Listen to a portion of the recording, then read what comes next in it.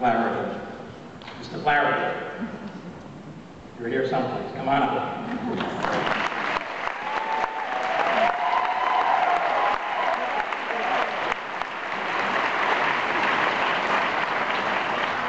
Mr. Soon-to-be Doctor in a few minutes, Flaherty, was selected by all of our graduating students for this very high honor.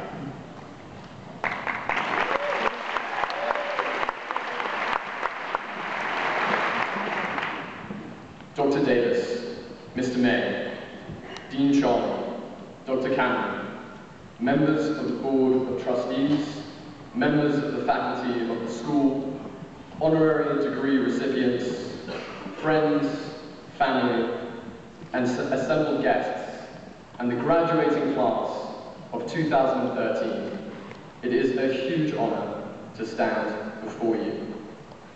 I never even thought that I was going to make it through anatomy class in the first year of medical school, let alone graduate. So being able to speak in front of all of you on our graduation day is truly humbling. Today is a wonderful and extremely special day. After 4 or more years of hard work and dedication, countless hours in the library, and even more countless hours on the floors of the hospital, we have finally made it. Just think of what we've done in those 4 years. We dissected an entire human being. We delivered babies, placed IVs, saved lives, and between us, we served the surgery department as human retractors for over 10,000 man-hours.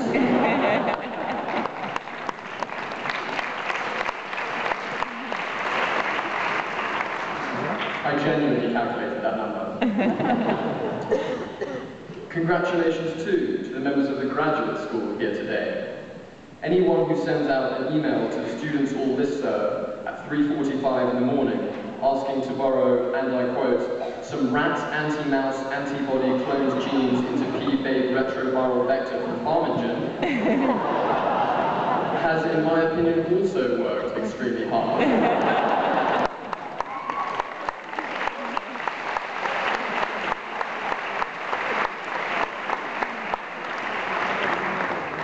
But seriously, your long hours in the lab and tireless research have led to many peer-reviewed publications and significant scientific and medical advances for which you deserve great recognition.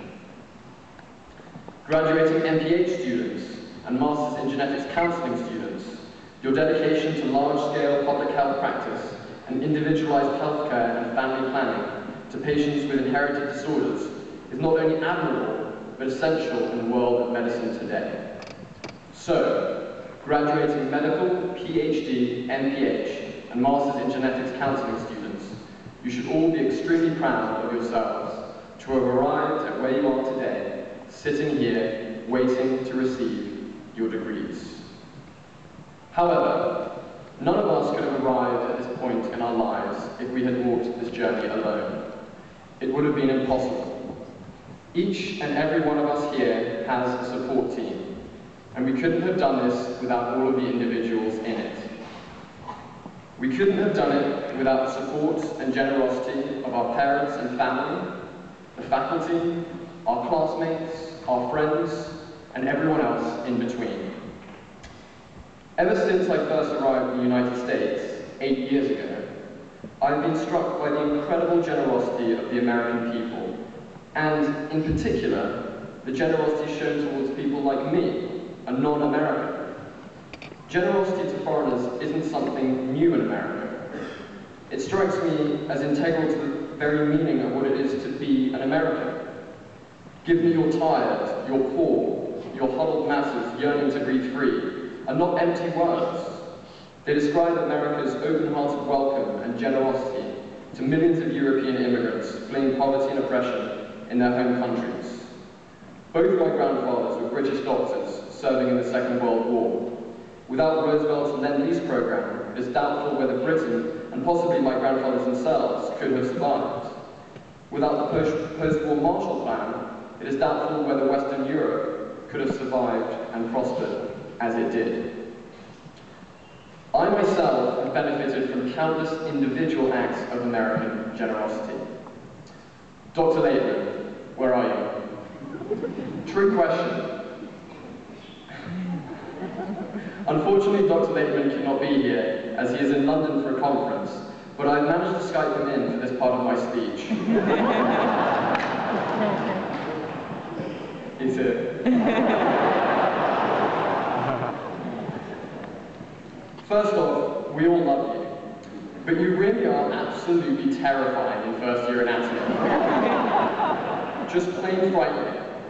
I'm still suffering post-traumatic stress disorder from table conferences. And your love for the recurrent laryngeal nerve is extremely strange and unnerving, and excuse the terrible pun.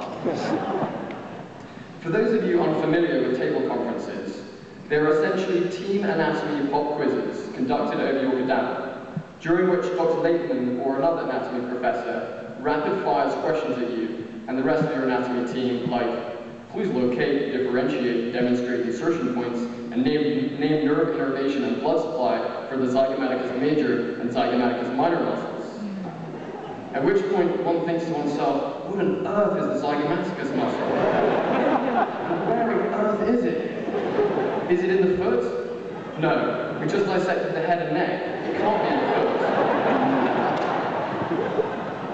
Then one makes a feeble attempt at guessing where said muscles are in the head and neck, and stumbles through answering the rest of the questions.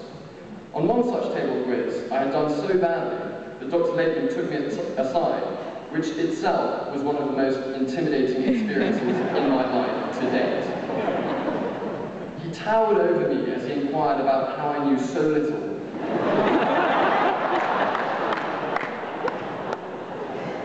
And why I had done so poorly on the table conference. It ended with Dr. Lakeman requesting that I meet with him once a week in his office for my own personal table conference. You thought table conferences were scary. Try a personalized one with Dr. Lakeman once a week, every week, throughout anatomy.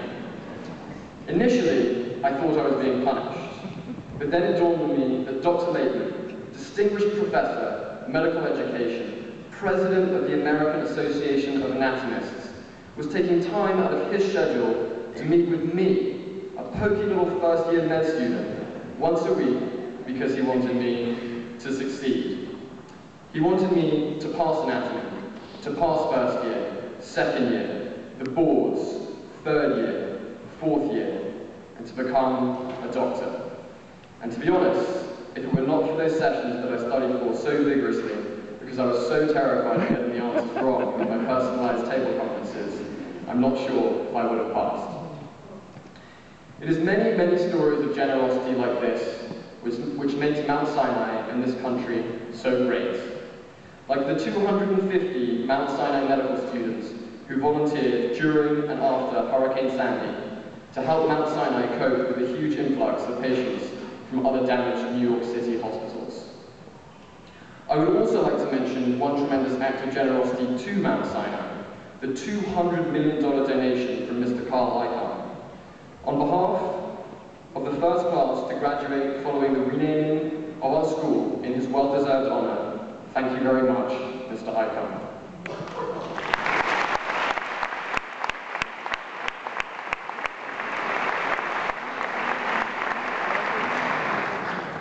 I could go on and on, but my time here is up, and we have to graduate.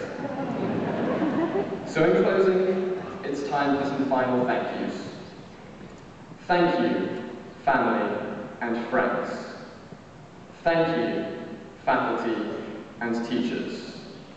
Thank you, classmates. Thank you, Mount Sinai. And thank you, United States of America.